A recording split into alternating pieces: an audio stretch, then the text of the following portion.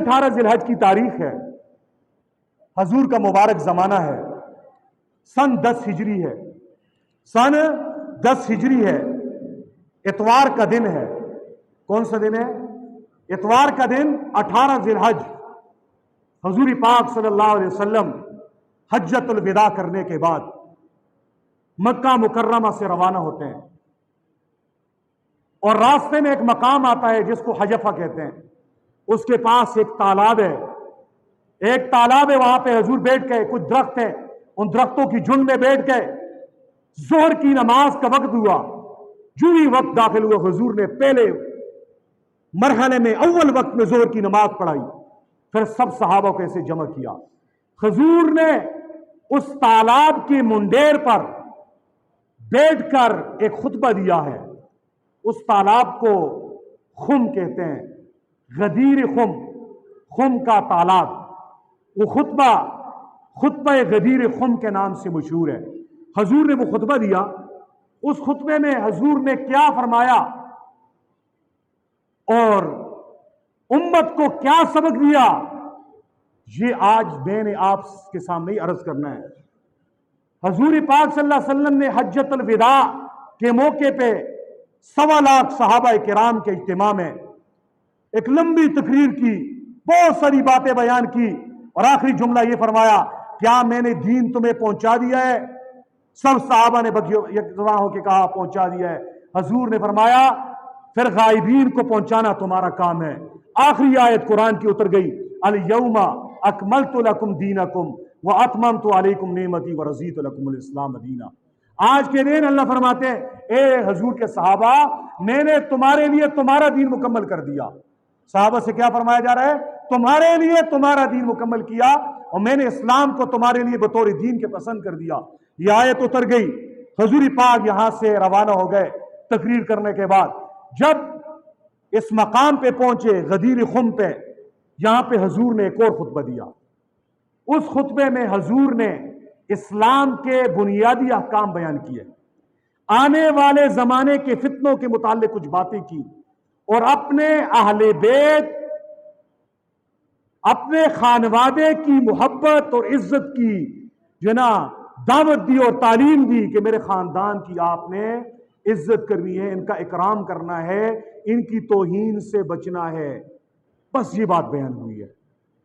اور اس میں ایک مشہور جملہ جو آج سوشل میڈیا پہ ہر طرف میں نے دیکھا، وہ لوگوں نے شیئر کیا ہے، لیکن اس روایت کا مطلب ہمارا نوجوان غلط سمجھ رہا ہے۔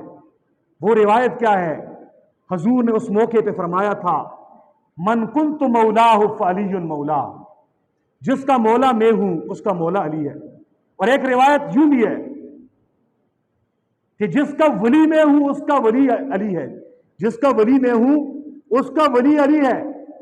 اور ایک روایت میں یہ فرمایا، علی مجھ سے ہے، میں علی سے ہوں، جو علی سے محبت کرے اللہ تجھ سے محبت فرما، جو علی سے دشمنی کرے اللہ تجھ سے دشمنی فرما۔ اس روایت کے جتنے بھی الفاظ آئے ہیں اس میں مولا کا لفظ آیا ہے، والی کا لفظ آیا ہے، اولا کا لفظ آیا ہے۔ 3 الفاظ حضور نے استعمال کیے ہیں۔ ان الفاظ کو لے کر اہل تشیع، شیعہ اور رافضیوں نے ایک عقیدہ گڑھا ہے۔ وہ عقیدہ کیا ہے؟ وہ کہتے ہیں غدیر خم کے مقام پر حضور نے حضرت علی کے لیے اپنے بعد خلیفہ بلا فصل ہونے کا اعلان کیا تھا کہ من کنت مولا ہو، جن کا حکمران میں ہوں، فعلی مولا ہو، تو علی بھی ان کا حکمران ہے۔ انہوں نے مولا کا معنی کیا کیا؟ حکمران کیا۔ اور اسی 18 ذی الحج کو جب یہ خطبہ حضور نے ارشاد فرمایا، اسی دن کو لوگ عید مناتے ہیں، عید غدیر کے نام سے۔ کس کے نام سے؟ عید غدیر۔ اہل تشیع مناتے ہیں۔ پوچھا جاتا ہے کہ آپ یہ عید کیوں مناتے ہو؟ تو وہ کہتے ہیں عید ہم اس لیے مناتے ہیں کہ 18 ذی الحج کو حضور نے علی کی حکمرانی خلیفہ بلا فصل ہونے کا اعلان کیا ہے، ہم اس خوشی میں کر رہے ہیں۔ لیکن در حقیقت اندر کی جو بات ہے وہ یہ نہیں ہے، وہ یہ ہے کہ 18 ذی الحج کو حضرت عثمان کی شہادت کا دن ہے، حضرت عثمان سے ان کو دشمنی ہے، حضرت عثمان کے گستاخ ہیں، عثمان کی وفات، عثمان کی شہادت پہ یہ طبقہ خوشی مناتا ہے، اور ایک تہوار انہوں نے گڑھ لیا ہے جسے عید غدیر کہتے ہیں۔ کیا کہتے ہیں؟ عید غدیر۔ میرا سنی بڑا سادہ ہے، پرسوں سے سوشل میڈیا پہ ہم دیکھ رہے ہیں، ہمارے سادہ لو عوام میں سوشل میڈیا کا فتنہ ہے، عید غدیر مبارک، اور آگے شیئر کر رہے ہیں۔ یہ نہیں سمجھتے یہ عید غدیر سنی بناتا ہے یا شیعہ مناتا ہے؟ یہ تو سب سنیوں کیا، یہ سنیوں کا مذہب نہیں ہے، یہ اہل تشیع کا ہے۔ اور اہل تشیع کیوں مناتے ہیں؟ عثمان کی شہادت کی خوشی میں مناتے ہیں کہ عثمان کو مارا ہے، اچھا کیا ہے۔ وہ تو عثمان کے دشمن ہیں، ہم تو عثمان کے عاشق ہیں۔ ہمارے مذہب میں ہمارے نبی نے ہمیں 2 عیدیں دی ہیں، چھوٹی عید رمضان کی خوشی میں، بڑی عید قربانی کی خوشی میں۔ 2 عیدوں کے علاوہ یہ تیسری چوتھی عید جو آج کل رائج ہے، یہ کوئی عید نہیں ہے، اسلام کے ساتھ اس کا کوئی تعلق نہیں ہے۔ اب یہ جو روایت ہے من کنت مولا ہو فعلی مولا ہو، یہ حدیث حضور نے کیوں ارشاد فرمائی؟ اس کا پس منظر کیا ہے اور اس کا صحیح مفہوم کیا ہے؟ مسلمانوں اس کو سمجھو، نوجوانوں سے میں عرض کرتا ہوں سمجھو، سمجھنے کے بعد پھر اسی مفہوم کے ساتھ اس کو آگے بیان کرو، اگر بحث کرنے کی ضرورت پڑے تو کرو۔ اس حدیث کا ایک خاص پس منظر ہے، وہ کیا ہے سمجھو، وہ یہ ہے کہ حضور حجۃ الوداع کے لیے جب روانہ ہوئے نا، تو آپ نے حضرت علی کو یمن کی طرف بھیجا، جاؤ علی یمن سے خمس کا مال لے کر آؤ۔ جب جہاد ہوتے ہیں غنیمت کا مال آتا ہے، اس کے 5 حصے کیے جاتے ہیں، 5واں حصہ خمس کہلاتا ہے، اور یہ خمس حضور کا ہوتا ہے، حضور کے خاندان کا ہوتا ہے، حضور کی مرضی ہوتی ہے جس کو دے دے وہ حصہ لے کر آ جائے۔ چنانچہ جب یمن گئے حضرت علی رضی اللہ تعالیٰ عنہ، تو یمن میں اس وقت حضرت خالد بن ولید رضی اللہ تعالی عنہ اس وقت وہاں کے گورنر تھے۔ حضرت علی نے خمس میں ایک باندی کو بھی لے لیا۔ جب باندی کو لے کر روانہ ہوئے تو ایک صحابی تھے جس کا نام بریدہ اسلمی ہے، اس نے انکار کیا، پکڑ لیا، علی یہ کہاں سے لے کر جاتے ہو؟ ابھی غنیمت تقسیم نہیں ہوئی اور تو اس کو لے کر جا رہا ہے۔ چنانچہ حضرت خالد بن ولید بھی ناراض ہو گئے۔ خالد بن ولید نے ایک لیٹر لکھا حضور کے نام، بریدہ کو دیا کہ جا کر حضور کو پہنچاؤ۔ علی وہاں سے خمس لے کر جلدی جلدی روانہ ہوئے تاکہ میں بھی جا کر حضور کے ساتھ حجۃ الوداع حج میں شامل ہو جاؤں۔ علی دوڑ کے گئے اور حج میں شامل ہو گئے۔ واپسی ہو رہی تھی، چنانچہ بریدہ اسلمی پہنچ گئے اور حضور کے سامنے شکایت لگائی، خط دیا۔ خالد بن ولید نے یہ لکھا ہے، دیکھو اس نے باندھی لی ہے، تقسیم سے پہلے لی ہے، تصرف کیا ہے، اور ساتھ ساتھ یہ اپنی طرف سے کچھ باتیں کر رہے ہیں، لیٹر بھی پڑھ رہے ہیں اور ساتھ نمائندگی اور تائید بھی کر رہے ہیں، اور اس لیٹر کے اوپر مہر بھی لگا رہے ہیں کہ یہ ٹھیک لکھا ہے۔ حضور نے خط کو بھی پکڑا اور اس کے ہاتھ کو بھی پکڑا، فرمایا او بریدہ کیا تجھے علی سے کدورت ہے؟ اس نے کہا ہاں میرے دل میں کچھ اس کے لیے کدورت ہے۔ فرمایا سنو، علی سے محبت ہے تو محبت کو بڑھاؤ، کدورت نہ کرو۔ فرمایا علی نے ٹھیک کیا ہے، اس ذات کی قسم جس کے قبضہ قدرت میں میری جان ہے، علی نے ٹھیک کیا ہے۔ علی کا حصہ ایک باندی سے زیادہ بنتا تھا، ایک باندی سے جو خمس میں اس کا حصہ اسے ملنا تھا اس سے زیادہ ہے، لہذا باتیں نہ کرو۔ حضرت بریدہ فرماتے ہیں حضور کا یہ کہنا تھا، فرمایا میرے دل سے ساری کدورت نکل گئی۔ فرمایا اس دن کے بعد روئی زمین پہ علی جیسا محبوب میری نگاہ میں کوئی نہیں تھا۔ یہ سبب بنا۔ تو حضور ایک اور وجہ بھی بات نے بیان کی ہے، ابو سعید خدری رضی اللہ تعالیٰ عنہ وہ فرماتے ہیں یمن گئے علی، وہاں سے اونٹ جو خمس میں آ گئے، ہم نے علی سے کہا علی ہمیں سواری کے لیے اونٹ دو، اب یہ فتح ہو چکی ہے۔ فرمایا علی نے کہا میں نہیں دیتا۔ فرمایا علی چلے گئے، اپنے پیچھے نائب بنایا، خود گئے حج کے لیے۔ ہم نے آپ کے جانشین سے کہا کہ ہمیں یہ اونٹ دے دو، اس نے کہا یہ لے لو اونٹ آپ کے ہیں۔ علی جب واپس آئے دیکھا اونٹوں پہ لوگ سواری کر رہے ہیں اور ان کا کباڑہ کیا ہوا ہے، تو اپنے نائب کو ڈانٹا بھی، فرمایا تو نے غلط کیا ہے۔ ابو سعید خدری فرماتے ہم ناراض ہو گئے، دیکھو اس کا نائب اچھا تھا، ہماری ضرورت ہمارا خیال رکھ رہا ہے اور علی کو ہماری فکر ہی نہیں ہے. اور ایک روایت میں یہ بھی ہے علی سے جوڑے مانگے, کچھ کپڑے غنیمت میں تھے اسی جنگ میں یمن سے, تو علی نے نہیں دیے, نائب نے دے دیے. یہ 3-4 وجوہات بنی. چنانچہ جب صحابہ کرام گئے حضور کے پاس, ایک شکایت لگا رہا ہے, ابو بردہ یہ کہہ رہا ہے, ابو سعید خدری یہ کہہ رہا ہے, ادھر سے تیسرا اٹھتا ہے وہ کہتے ہیں علی سے ہمارا یہ گلا ہے, ادھر سے چوتھا اٹھتا ہے یہ گلا ہے, 500 اٹھتا ہے یہ گلا ہے, چھٹا اٹھتا ہے یہ گلا ہے. دائیں بائیں سے ایک عجیب فضا بن گئی ہے. حضور نے فرمایا 3 مرتبہ جملہ کا, او میرے صحابہ بتاؤ تم علی سے کیا چاہتے ہو, علی سے کیا چاہتے ہو, علی سے کیا چاہتے ہو.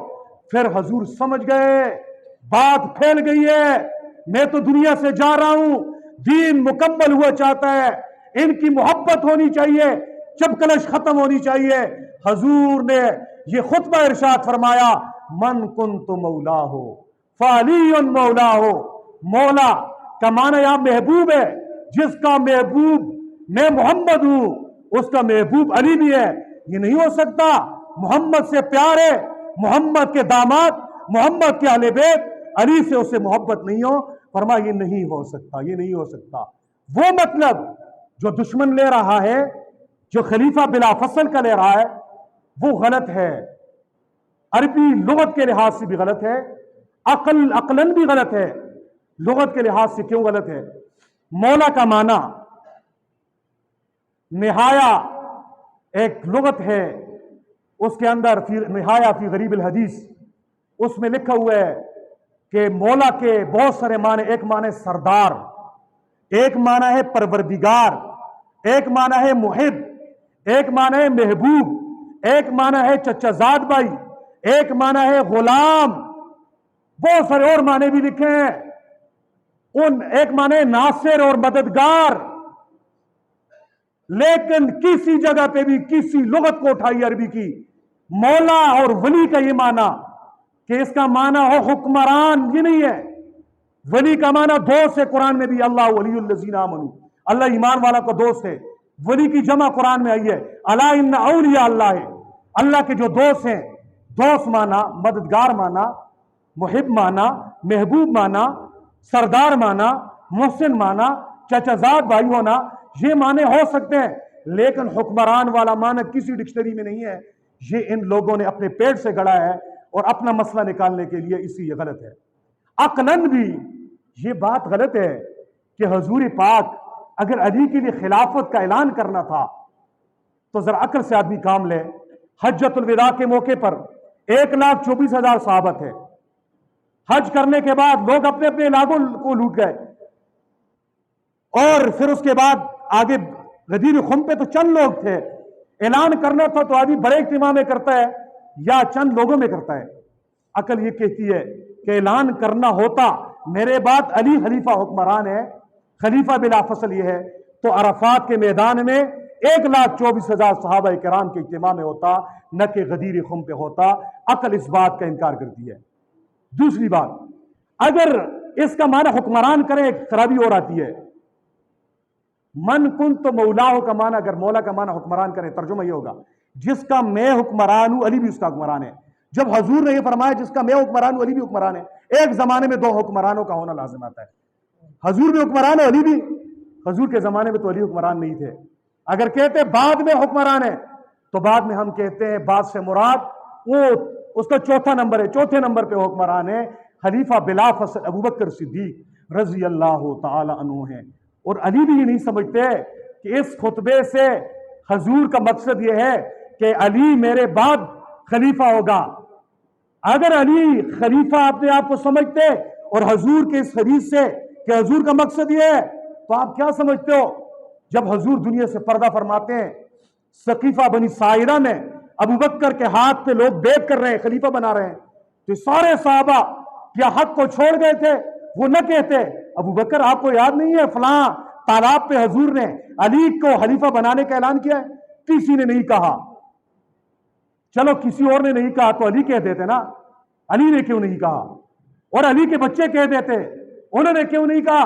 معلوم یہ ہوتا ہے علی والے اور حضور کے خاندان اہل بیت بھی سمجھ رہے ہیں کہ حضور کے بعد خلیفہ بلا فصل अली नहीं है, अबू बकर सिद्दीक है, अबू बकर सिद्दीक है रजी अल्लाह ताला अन्हो। और हज़रत अली खुद भी समझ रहे हैं मैं नहीं हूं।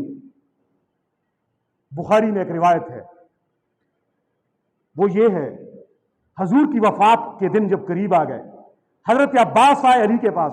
अली हजूर के पास जाते हैं और अली याद रखो 3 दिन बाद तेरे ऊपर हुक्मरान नहीं होगा, यानी हजूर दुनिया से जाने वाले हैं और हजूर से खिलाफत हुक्मरानी के बारे में कुछ बात शायद करें। अली ने फरमाया अब्बास ये बात नहीं करते, ये बात कहीं ऐसा ना हो हम जाके बात करें। फरमाया हजूर इनकार ही कर दें, हमेशा हमेशा के लिए महरूम रहें, और अगर हमने न पूछा तो हमें अगर अल्लाह ने बनाना था तो अपने टाइम पे हम बन जाएंगे। चुनांचे ये रिवायत बता रही है, अब्बास भी समझ रहे हैं कि ऐलान नहीं हुआ, ऐलान हुआ होता तो अब्बास ये कहते जाकर बात करते, और अली ये कहते। फिर ये अली और अब्बास ये कह रहे हैं कि हजरत अबू बकर सिद्दीक खलीफा बिला फसल है, और इस रिवायत से हजूर का मतलब सिर्फ एक था, ओ सहाबा किराम अली से मोहब्बत करो, ये मेरा अहले बैत में से है, और अहले बैत की मोहब्बत हम सब मुसलमानों के ईमान का हिस्सा है। सहाबा हमारी दाएं आंख है तो अहले बैत हमारी बाएं आंख है। इनकी मिसाल ऐसे जैसे माँ बाप, ऐसा नहीं हो सकता माँ की मोहब्बत में आकर आदमी बाप की तौहीन करे, बाप की मोहब्बत में आकर माँ की तौहीन करे। दोनों आंखें की जरूरत है, एक अहले बैत की आंख है, एक सहाबा इकराम की आंख है, जो जिसमें भी भोंगता है वो दायरा इस्लाम से खारिज है। वाखिर दावाना अल्हम्दुलिल्लाहि रब्बिल आलमीन। अजान होगी फिर सुन्नतें पढ़ें।